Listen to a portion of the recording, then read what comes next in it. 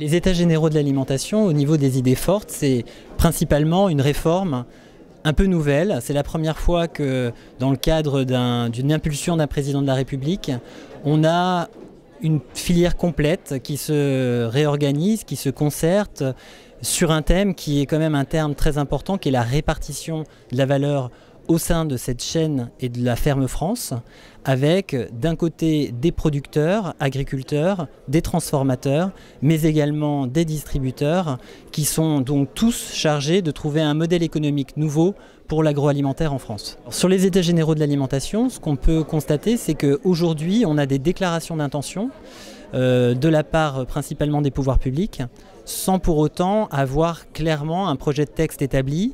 On a une idée d'un calendrier très serré, notamment pour un projet de loi ou une ordonnance, sans avoir nécessairement aujourd'hui précisément finalement les différentes dispositions qui vont être adoptées et ne donne pas de la lisibilité sur demain comment finalement les filières vont s'organiser dans le cadre d'une contractualisation, dans le cadre du rehaussement du seuil de revente à perte.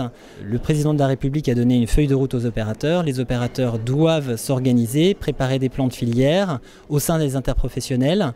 Ça veut dire que quelque part, ils doivent également avoir un texte juridique qu'ils doivent eux-mêmes proposer au gouvernement. Et le gouvernement proposera, le cas échéant, un instrument juridique qui est une loi pour pouvoir figer dans le corps de règles en France ces différentes propositions qui sont faites filière par filière. Mais aujourd'hui, on n'a pas non plus de la part des pouvoirs publics et du gouvernement une vision claire sur les règles qui vont devoir être prises. La question est, est-ce qu'on va modifier en fait le cadre législatif et réglementaire tel qu'il existe je dirais de manière plus ponctuelle, ou est-ce qu'on va vraiment avoir une réforme de fond qui va concrétiser l'évolution en fait des filières telles qu'elles ont été discutées au sein des États généraux de l'alimentation. La contractualisation qui est prévue dans les États généraux, il s'agit d'une contractualisation plus multipartite.